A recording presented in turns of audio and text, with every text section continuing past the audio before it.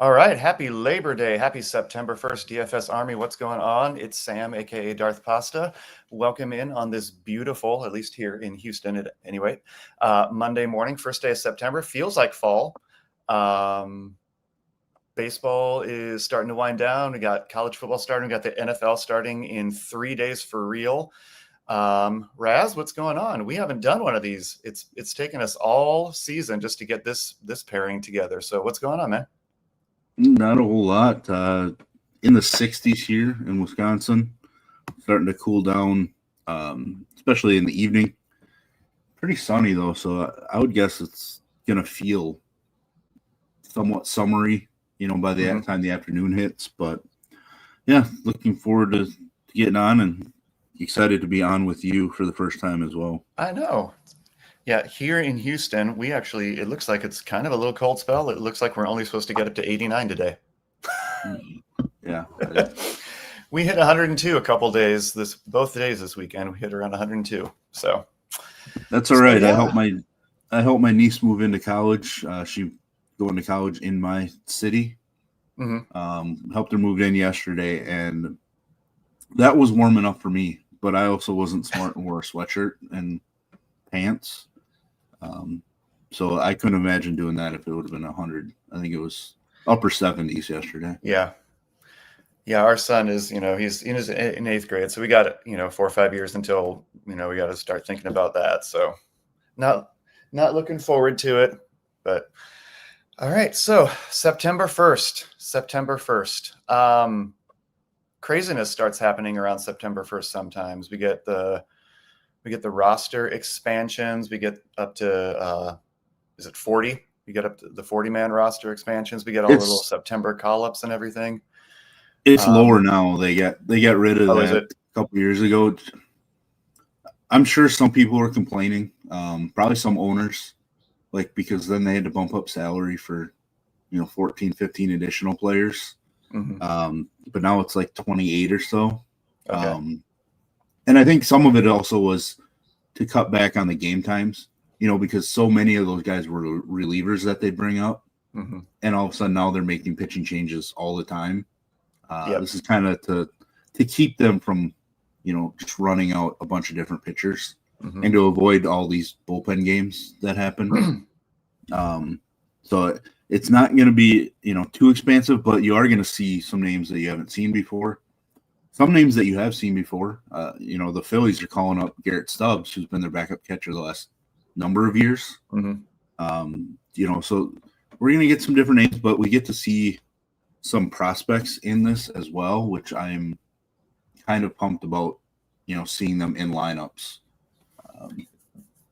Do you see the volatility go up in September just with all of these, random call-ups and everything, not just from the pitching side, but also from the hitting side? And then I guess the follow-up would be, what's the best way to sort of gain leverage with that, if that makes sense? What have you seen? I think, at some point in September, we will see a little more volatility and randomness. I don't think it's right away. Because in reality, there's still a large number of teams within 5 games of the wild card. Right. Usually I would say it's probably the last 10 days of September, maybe 2 weeks, where you see some changes. Then that last week, you might see some players only play part of the game, some of the veterans, guys who might not have things in their contract, as far as plate appearance bonuses and all that stuff for incentives. Some of the veterans do definitely mentally check out of the game, at the end of the season when they're out of it. So it's tough to see. It's kind of something we're going to have to pay attention to with some of the players over the next 2 weeks, just to kind of see their on-field performance, their attitude. Like an example, and it doesn't make sense for this exact scenario, but something is definitely going on with Nick Castellanos. His on-field demeanor, there's nothing there. He scored the winning run the other day, sliding home, and there was zero reaction. There's nothing, yeah. He walked towards the dugout. Everybody else was running on the field to celebrate whoever the hitter was. which is weird considering they're in it. But like you're going to see some of these scenarios from veterans who aren't in it, and suddenly see them sit like 3 out of 6 games or something. Right. And that's something we want to pick up on early on, because that should give us a leg up. Right. And as teams get eliminated, you're going to start to see more of the veterans sit and more of the younger players play. Right. The other thing that goes into it too is I think now, like I said, with football starting, especially NFL, I wonder if we see a lot of sort of the casuals or the kind of the non-Sharks leave MLB and just go start putting most of their action into NFL. And so does that make MLB a little easier, a little harder this last month or so? Or do you see that at all? I think we should see the field somewhat easier. I think the Sharks are going to spend more of their resources focusing on NFL, especially as the week goes on. So like Monday, Tuesday, Wednesday, maybe not, but then Thursday through Sunday, just because there's so much more money for them to make that it becomes more of a priority for them. Right. And like, I don't want to say it out loud, but I'm going to.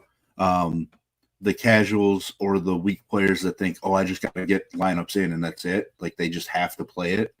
Like I see it thought this weekend in college football, like guys didn't even know who the head coach of Alabama was, and he's playing college football DFS. Right.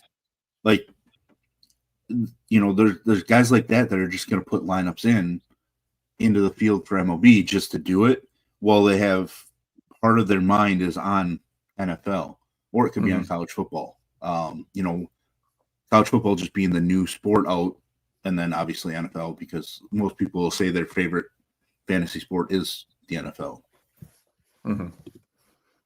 So there's definitely some leverage to be gained. I think it's definitely softer. I do think cash games might get softer, even more so than GPPs. Obviously, that's something you pay attention to because you can see which guys are putting out head-to-heads. Like you can see the field and figure out if the Sharks are still putting out as much.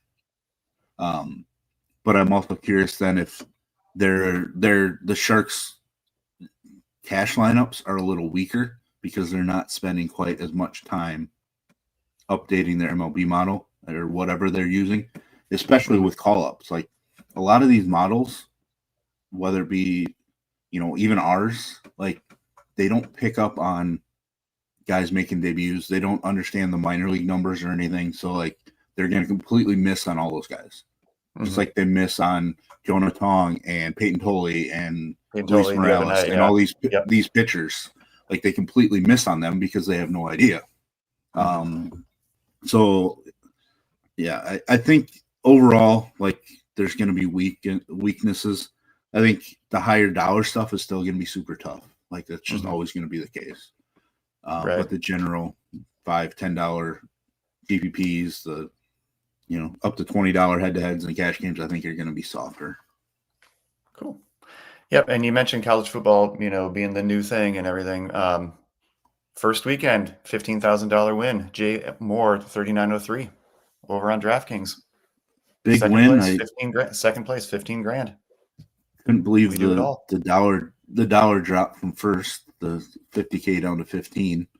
But I mean, I think that was the case when I won the 50K in MLB too. I think second was 15. Yeah. So like big sweating, potential drops or whatever. But yeah, I mean, a great start to the season. I played very little. I did not have success in college football this weekend. It was pretty rough for me. A couple injuries and a couple of the you thought guys taking big step forwards just did not show up, but that's all right. I kind of knew it going into it with how I was building some lineups, but good stuff. Well, we are still attackable then for the rest of the month. So, but we're looking at today. DraftKings, FanDuel, they always like to do their own thing on these sort of holidays. DraftKings, I think, has 4 more games than FanDuel, 3 or 4 more games on the early afternoon. So we can see the game tiles there. Couple of higher totals. Obviously, we got the Colorado game. The Giants are in town. The Nats and the Marlins I think they both have pitchers making their debuts, or they're really, really young. So kind of like what we were talking about earlier. So I don't know if that's a spot. I don't see any weather issues.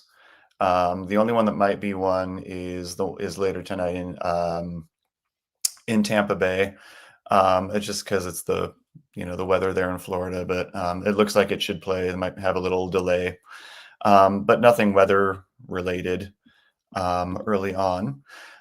So you want to go through the pitchers? Raz as always puts out his video, so I'm hoping y'all caught that. But let's have a look at the Carnage report.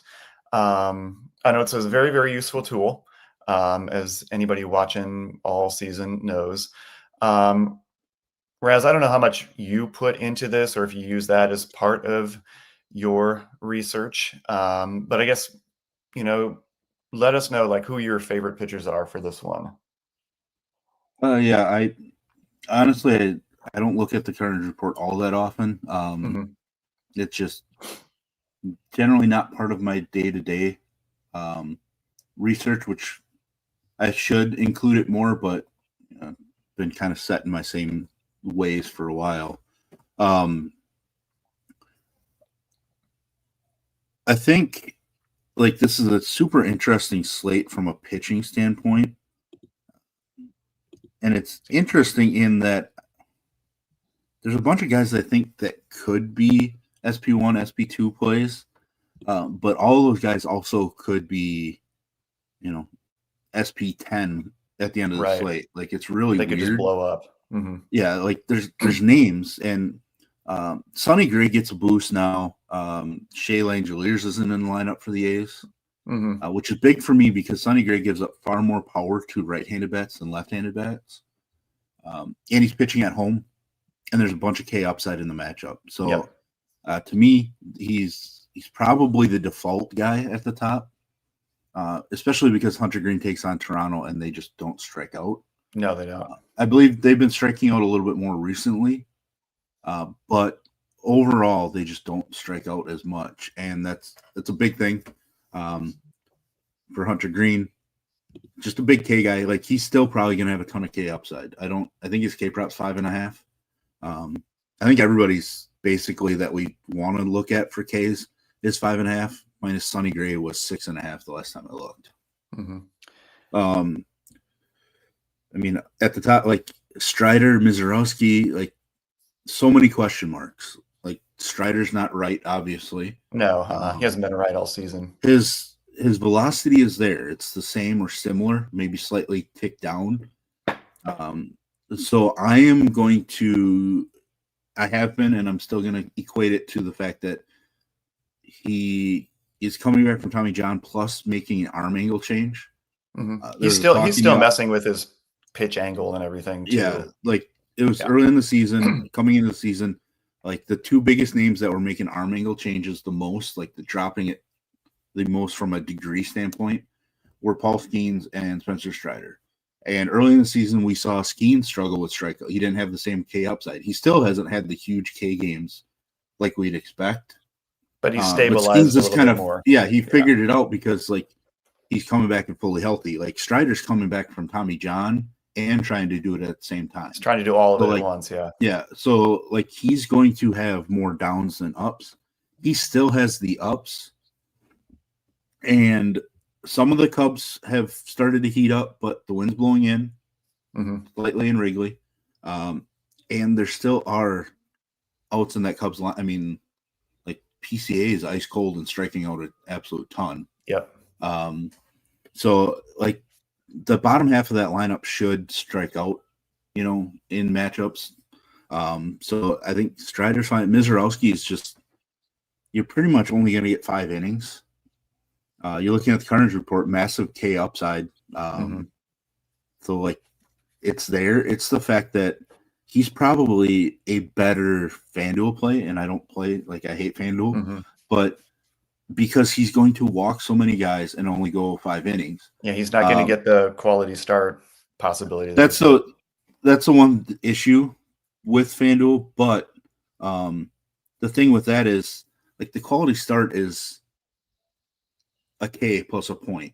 Yeah. He gets to bypass that because of his K upside. So he can make up for that without, the quality start due to his Ks.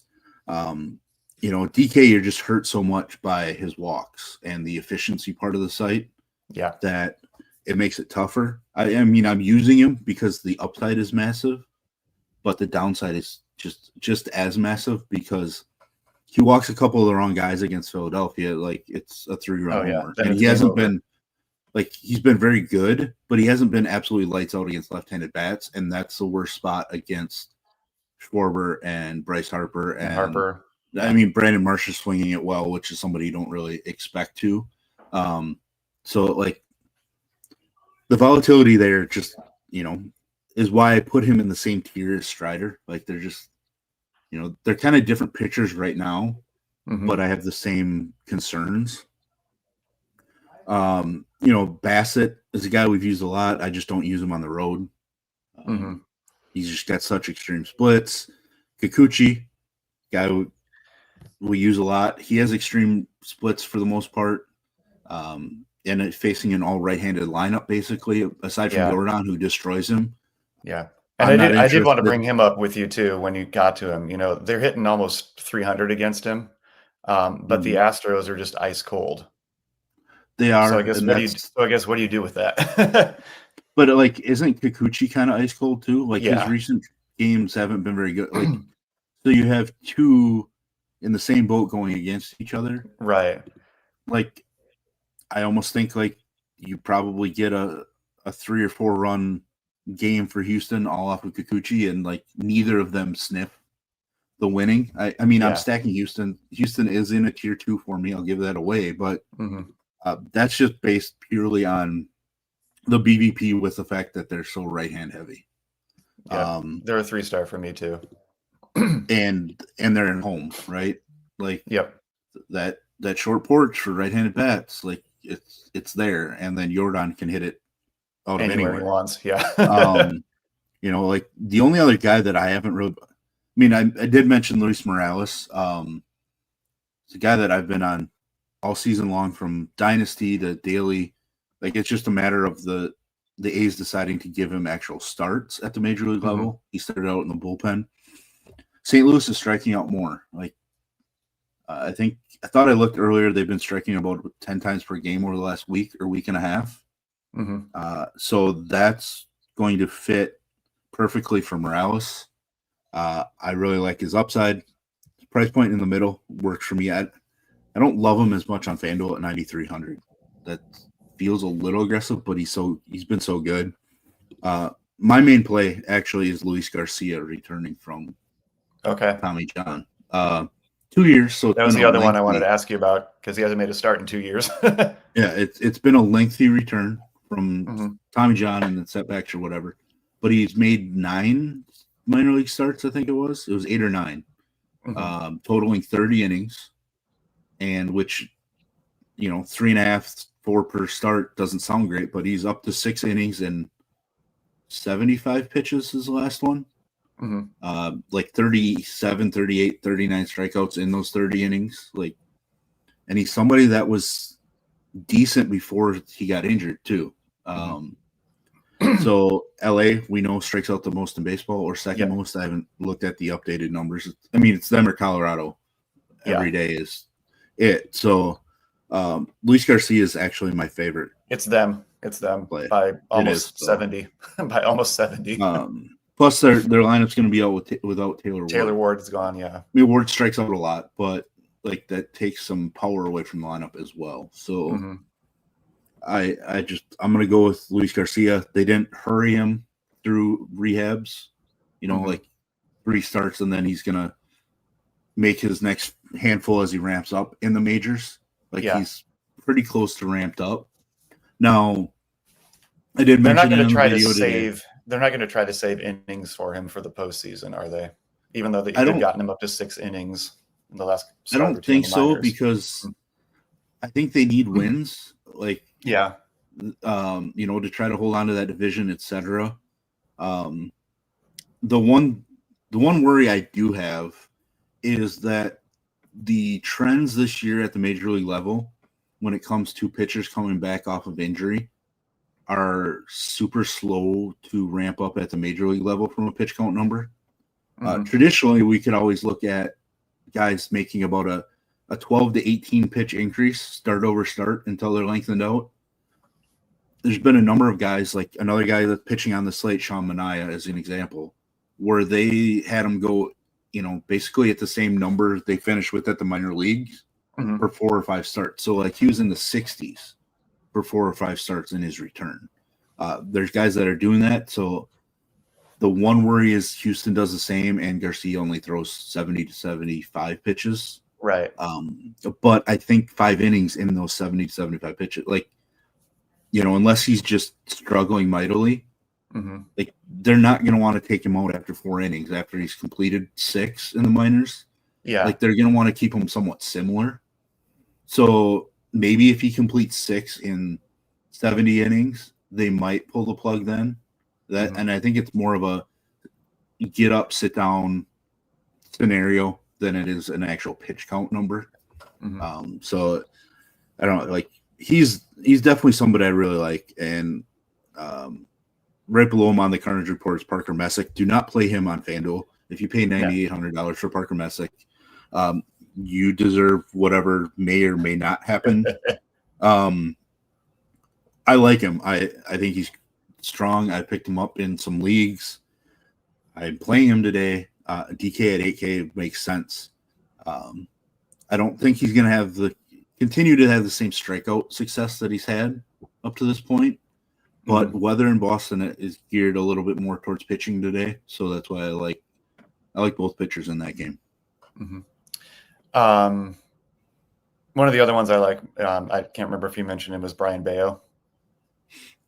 Yeah, in that game, I didn't bring him up, but yeah, in that game for sure. Like, he makes sense. I just hate his FanDuel price. I just now noticed his FanDuel price as well. I know, that's the only thing. Like, and Cleveland doesn't strike out a ton, and you really want those Ks over on FanDuel too. Yeah, you definitely would prefer to get access to strikeouts. Although Cleveland's got about the worst offense in baseball right now. Yeah, I mean, Jose Ramirez is struggling ridiculously. So there's things that lean towards Bayo being in play for us. And then the other one, I'm not sure what his ownership is on DraftKings, but FanDuel, Bailey Ober, I think, is the second highest owned. Now, granted, it's the matchup, but like he's just been horrible. So, I mean, the price is decent on both sides. Do you want any part of him as an SP2 on DraftKings? I have 0 Bailey Ober. He is not in my pitcher pool. I'm just not like. We've slowly been trying to avoid mediocre pitching against the White Sox, even though the White Sox overall are not a great team. They just seem to do just enough to where like the pitcher facing them is not in GPP winning lineups. Right. And now we get a guy that like has given up more home runs than I like to see.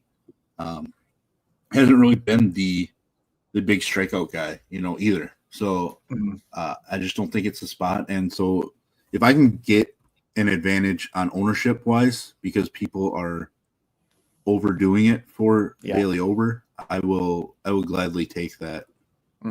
Yeah, it was really confusing that was where he was. And again, kind of like maybe what you talked about earlier, we're starting to just see people not pay as much attention anymore because it's September and we're switching over. But the matchup would make sense, but he's just been horrible. So why go there? There's other better options. Yeah, I think his raw upside is limited. Like, I just don't think he has enough of a ceiling to generate that kind of ownership, really. Yeah. But I'm also seeing 25% own Spencer Strider right now. Like, I should refresh my DK. Oh, is he that high? But yeah, those games aren't on FanDuel tonight. Is ridiculous. Yeah, 25%. It makes me want to fade him. I don't like. It's wind slightly blowing in Wrigley. Like, it should be a decent spot for a guy that's had some home run issues this year in his return. But 25%.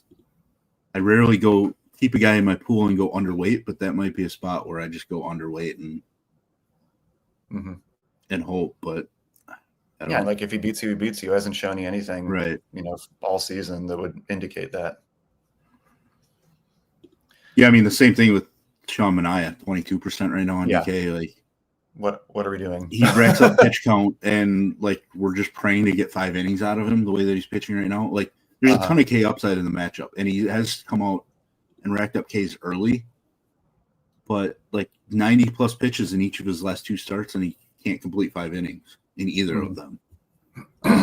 So like, yeah, I do kind of wish this slate had a couple more names I liked, because I could remove those guys and play some lower owned guys that I liked and really get leverage. I just don't have those guys on this particular slate. No, you're not really going to Taijuan Walker. You're not really going to, not even really Charlie Morton a ton either. Yeah, I'm not playing Morton. I don't want to go a ton to Messick or Bayo. I do want to go a ton to Luis Morales, right? Like, that's probably a spot that I'll pivot a bunch to. But even then, like, I don't want to go overweight on Mizorowski right by Strider. Like, that pivot just doesn't make sense either. So I don't know, maybe I have to go higher on Hunter Green in a spot that's not the best, but I at least think that he has more of a ceiling in that matchup than Strider and Manaea do. All right. Should we talk some stacks? We could do that.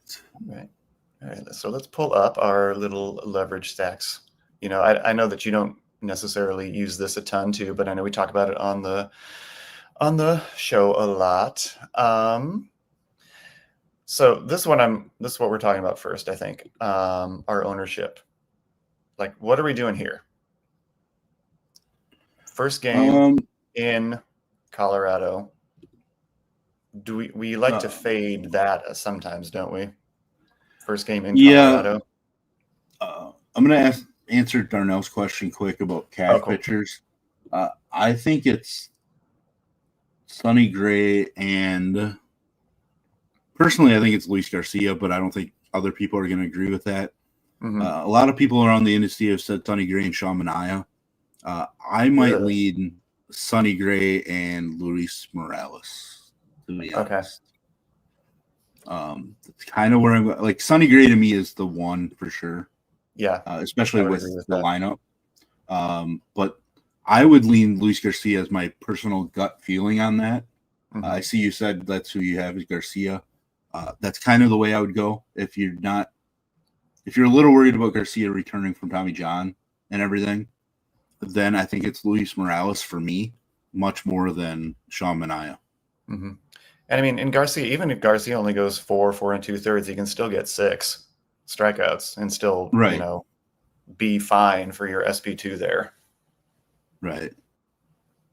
So, and then DePrince, what about one FD pitcher? I would say Sonny Gray for me there too.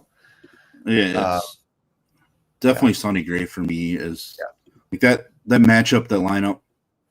Like I like it for him. It's volatile. Like every pitcher on the slate is a little more volatile than you like to see for a there's not a ton of quote security unquote 10 game slate or whatever it is on FanDuel. Like DraftKings being 10 gamer. Like you could just play Luis Garcia and FanDuel at 6,700. If you wanted to pay down. He's my favorite overall. He's my favorite pitcher on the slate. My second favorite pitcher is Luis Morales. Like two names that are not popular, right? And I normally hate Luis Garcia because there's 74 of them in Major League Baseball, so it's really annoying. Thoughts on Messick? Like, I think Messick's fine. I don't think he's going to continue to strike out the guys at the rate that he has, but that ballpark is, I think, leaning towards pitching favored with the weather.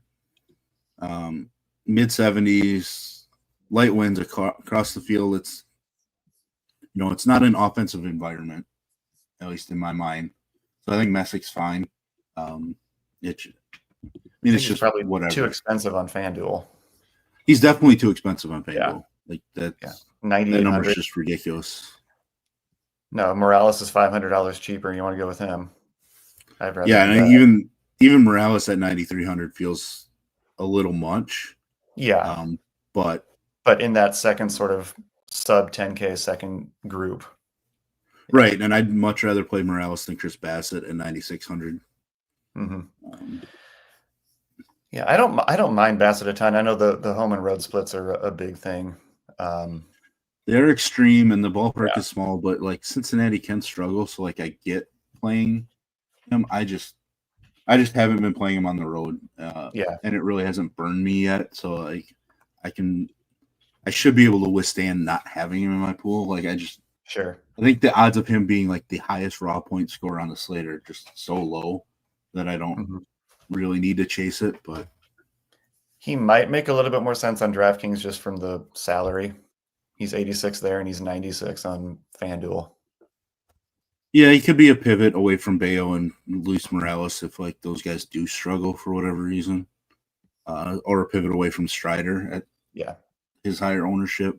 But yeah, I'm not using Bassett at all. I have 9 pitchers in my DK pool right now, which feels like too much. But all right, great questions, chat. Thank you guys. All right, so do we like the Giants then? I mean, look at that ownership. To me, there's always an argument for fading that when there's that big of a drop. The Giants could easily score 12. They could easily also score 2. They're set up well. The Dollander is not anything good. And it's in the altitude. So I guess, Raz, what are you doing here with them? So this is the biggest issue I have here. San Francisco is a tier 2 team for me. They're a 3-star, but partially because like I don't think this is a great offensive slate. So I had to bump them up because they're at least in the best offensive environment for us. Because we don't have Sacramento on this field or on the slate. We don't have the game in Tampa Bay on this slate. Tampa, that's tonight. Like we don't have a Yankee Stadium game on this slate. Like so, but the problem is I hate the Giants offense. I hate this team when they're chalky, when they have high projections that pop in optimizers because like they never make sense. Right. But the plus thing for San Francisco is they do have a handful of guys that are swinging it really well. Devers is on fire. Chapman's been solid, but I think he's day-to-day again. He left yesterday. I was just going to see if there's any news on him, but yeah, he left yesterday's game. Basically, anybody they start in the outfield has been performing really well. Like Drew Gilbert, prospect is suddenly has like multiple hits in each of his last 2 starts. Luis Matos showing a lot of power. Julio Ramos heating up. Jung-Ho Lee's been pretty solid. I think Dominic Smith has a OPS over 1,000 over the last week. Like there are guys that are performing, and Dollander's been so bad at home that like he kind of have to. But I could not bring myself to putting him in my top tier. Just because overall, I think, if they weren't in Coors, like if they were at home, they'd be a 2-star, even against if even on a 10 gamer. So I mean, thankfully on the slate, like the offenses are so weak that they would be a 2-star, like because I struggled to finish out my tiers. But yeah, on a lot of 10-game slate, if they're at home, even against Dollander, they might not be in my top 12 teams. Yeah. And like you said, there maybe 3, maybe 4 offenses that are actually good on the slate today. Are you having any Colorado? Just maybe on the other side as a little piece? Do you have any interest? Colorado is a 2-star, so they're in my bottom tier. I don't really like them. They were one of the last teams in, if not the last team that I entered in. I have to look. Is that more due to the pitching matchup, or is it more due to just the fact that it's in Coors? It's really just like in Coors, since they're at home, like there's a potential for them to show up. I don't like their opposing pitcher. Like he got lit up at home against San Diego. I mean, he's had 2 bad performances. He's not much of a strikeout guy, but he's only given up 1 home run at the major league level, in, I don't know, what is that, 13 innings. So Coors isn't really the place to push that, though. Right. And I mean, that's obviously a big issue. He's a ground ball guy so far, at least for the most part. Especially over the last 2 starts or 2 appearances. I don't know if one of those was a start or not, but yeah, I mean, Colorado's offense is just so weak. Yeah. That I don't need to rely on them heavily. Like Darnell said, cheap on DK, like I would rather do the mini stack side, Moniak Doyle, Moniak Goodman, like just rotate a combination around. Just because like their offense is really tough to get 5 guys home on a DK slate. FanDuel, a little easier to get 4. Yeah. But even then, I don't know that I'd love them on FanDuel either. Like my rankings generally don't change site to site. All right. Yeah. My rankings generally don't change site to site. So I don't really take price point into consideration when I do my rankings.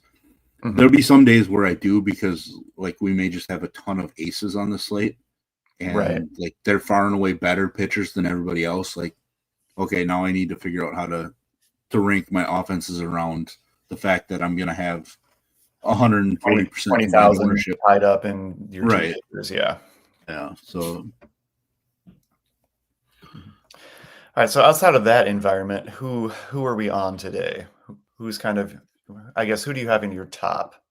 We like to guess. Top. I mean, we have guys guessing. I don't know if the chat's as active as they normally would be. Different. It's Labor Day. It's a little early. Different start time today, obviously. Yep. And I guess that brings up some too. Like, and maybe this is just I don't know if it's an urban myth or it's something, but when we see Sunday afternoon slates, there's always kind of the narrative that weekend MLB is just a little bit more wonky than normal. And I know that you played baseball for a while. Is it just the fact that when you have the day games, is it just they're out of their routine, so they're off a little bit, and so things just kind of swing a little bit, and so does that kind of lean into I guess a day like today where everybody's playing in the afternoon, because people are creatures of habit, they're used to playing at night. So when they got to play in the afternoon, does that throw them off a little bit? Yeah.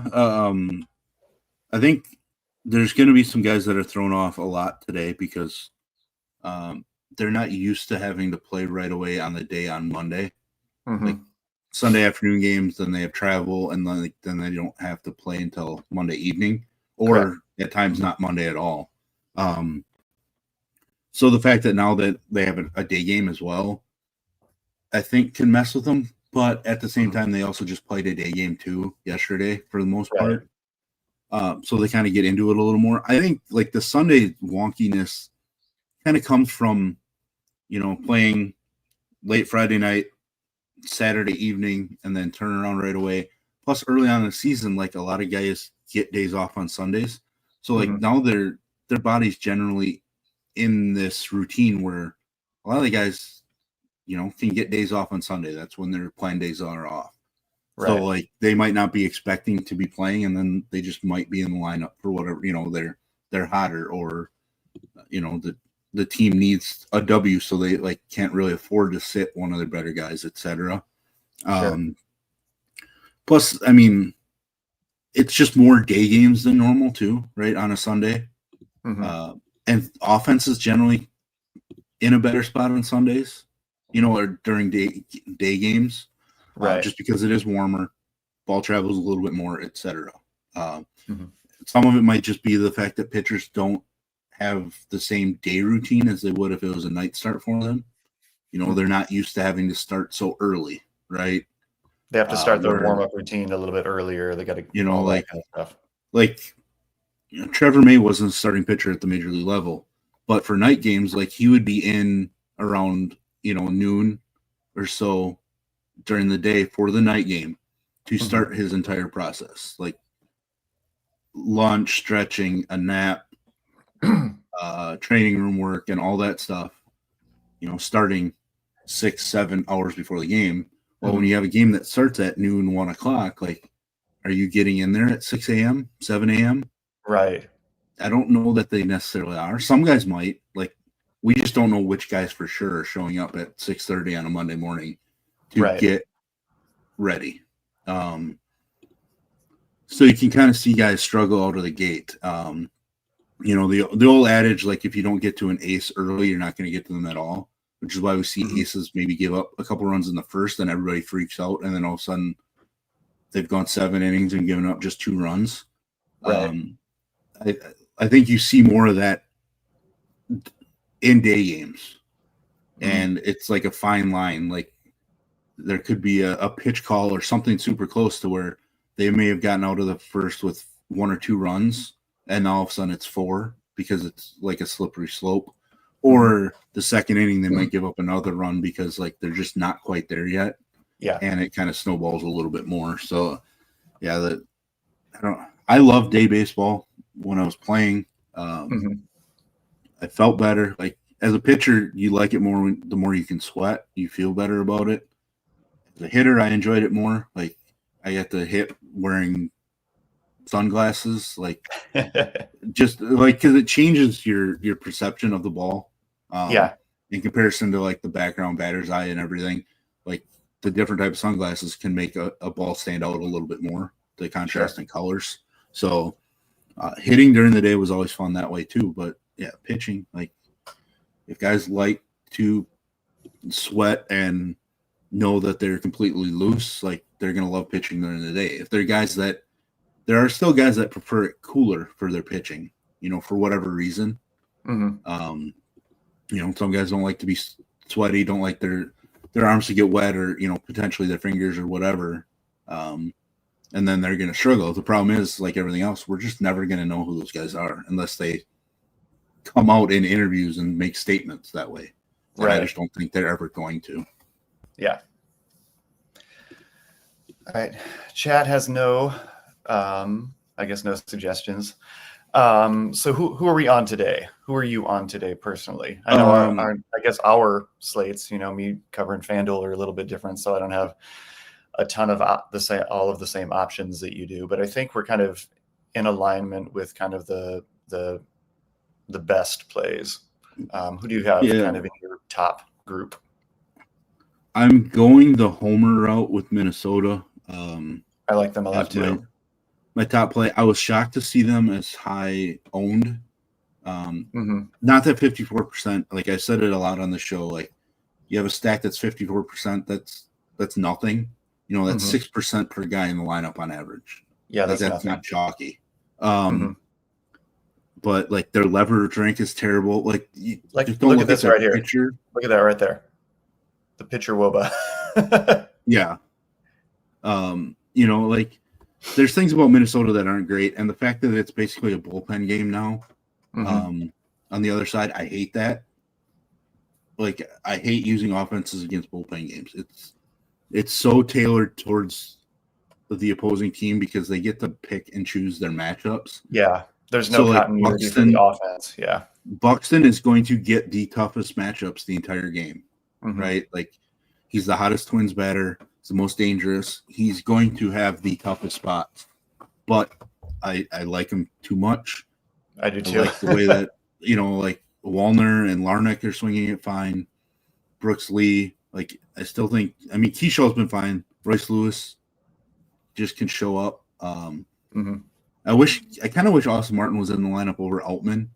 Austin Martin's been actually really solid lately, and he's stealing bases. Like, but I'm fine with Altman. The other team at my top is somebody that drove people nuts yesterday. Is going to be the Mets. I think they're my only 4-star for today. I am going to pick on Charlie Morton. Charlie Morton's been fine. Like, his overall numbers include a terrible start to the year. But aside from yesterday, the Mets bats have been on fire. Yep. Just because their pitching can't hold on to wins or whatever doesn't mean that their offense can't keep doing it. Like, I think they have 5 or 6 guys who have OPSs over 1,000 over the last 7 to 10 days. Like, there's just so much offense. Juan Soto's in an absolute smash spot. Yep. He's arguably my overall favorite bat. Like, there's a couple guys that I'm super high on the slate. Soto is near the top of my favorite bats on this slate. Soto, Devers, and Churio are probably my favorite bats. But, yeah, the Mets just stand out to me. They're super expensive. I get it, but I don't care. I get to play Luis Morales and Luis Garcia, and I should be able to afford whatever Mets bets I want. Yeah. I mean, Alonso's hitting well. Mark Vientos has been on fire. Nimmo's got a 7-game hitting streak, and his OPS over that's like almost 1,300. I mean, they're all hitting. Yeah. Lindor's stealing a bunch of bases. Whoever else they play like McNeil is fine. I think he's had power success against Charlie Morton too. If Tyrone Taylor happened to be in the lineup magically, like, he's got an OPS over 1,000 over the last week even.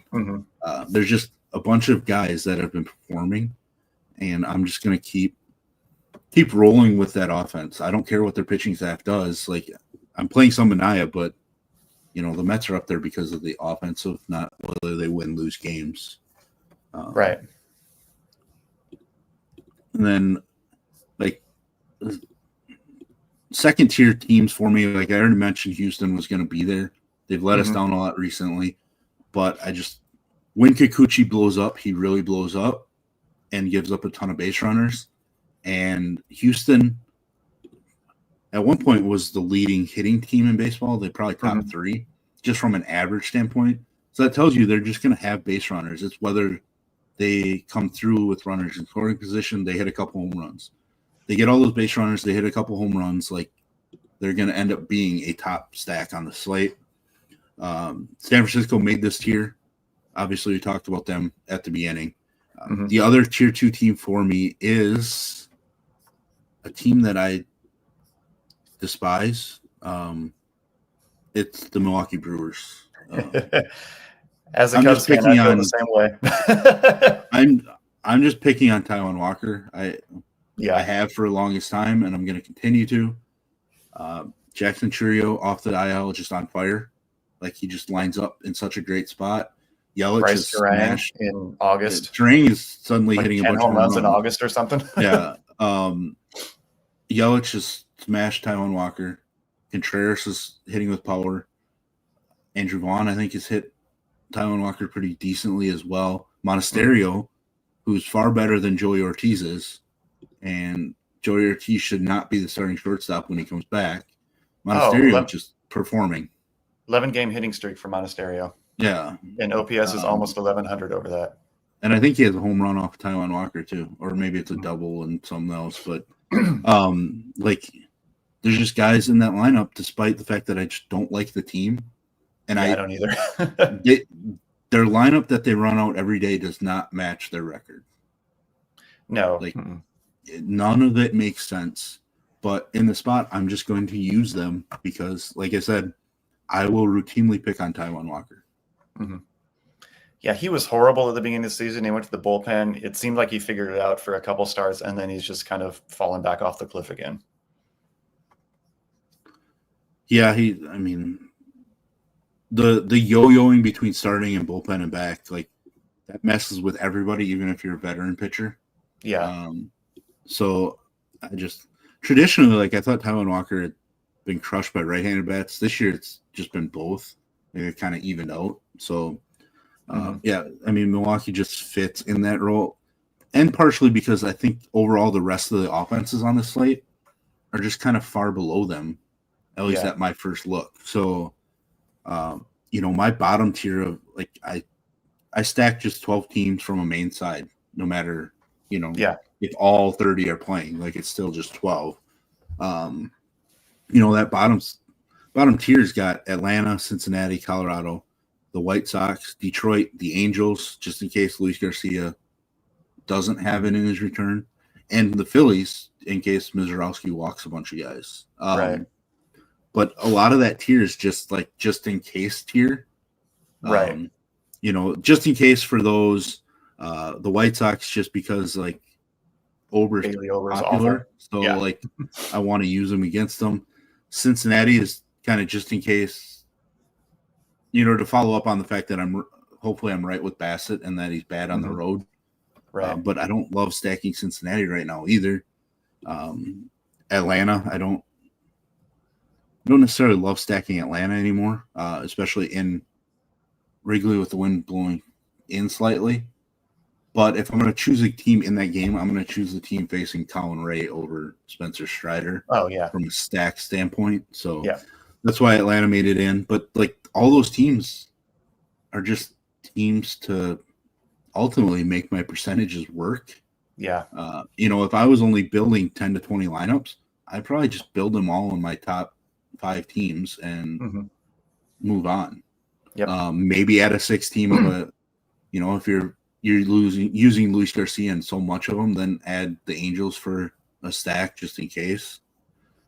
But this is one of those slates that it feels like an extreme drop off. Yeah. And I felt like I had to force either Houston or Milwaukee into tier 2.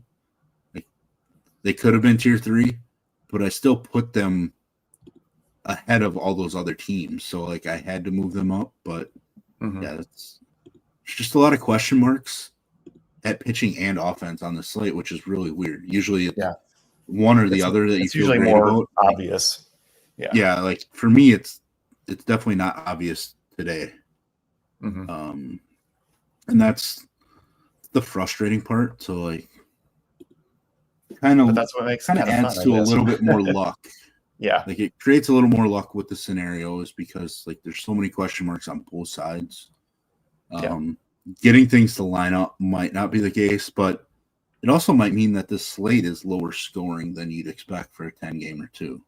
Like, there's a potential for that, unless the Coors game blows up. Like if that game blows up, then it's going to be super high scoring because that's where such a large percentage of the ownership is. Right.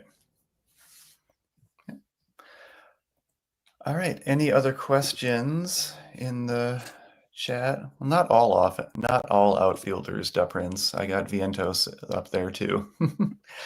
I do like Boston just a little bit, even though against Messick, just because they've got some bats that have been hitting well too. And Roman Anthony leading off, just for, I guess, for me, just for that price, I don't mind him as a core. He's only 3,100. Same with Vientos, right? But again, that's the beauty of FanDuel, right? You don't have to try as hard to fit people into your stacks. It's a whole lot easier over there. Right. I mean, because Roman Anthony's 5K on DraftKings. Correct. Yeah. I mean, like, I don't mind Boston a little bit. Like, I think I'm bumping them up on the mini stack side. I did. Before I even said that, I scrolled up. Like, of all the teams on the slate, they have my highest percentage minimum on my two-man stack side on DraftKings because I want exposure to them, even though I'm not fully stacking them. So, like, I want to get in Story and Ref Snyder and Bregman, Roman Anthony. Right. But I just don't think I need 5 of them if I can get the right two-man combo. I think I could access most of their production. And plus, like, platoon-wise, like, I don't want to get a 5-man stack and have 3 guys that end up leaving as soon as a right-handed pitcher comes into the game. Right. You know, Romy Gonzalez leaving, Ref Snyder leaving. Connor Wong at some point might leave, you know, like Narvaez might just enter the game or whatever. So, it's one of those weird things, like when you have high platoon teams that are platoon a lot in spots that you might want to take advantage of, like you have to downgrade them just because, like, you're probably only going to get 2 to 3 at bats from some of the guys.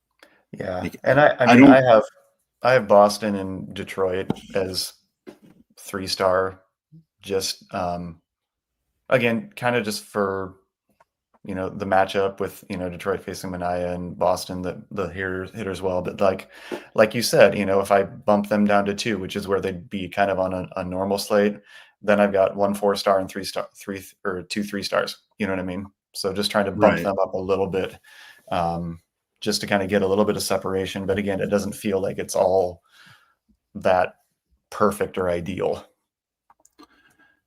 Yeah, it's if I was bolder, I mean, I like to take some stands, but then I would do my 150 or 300 lineups with just 5, 6, 7 main stacks and just live with it. But Right. I just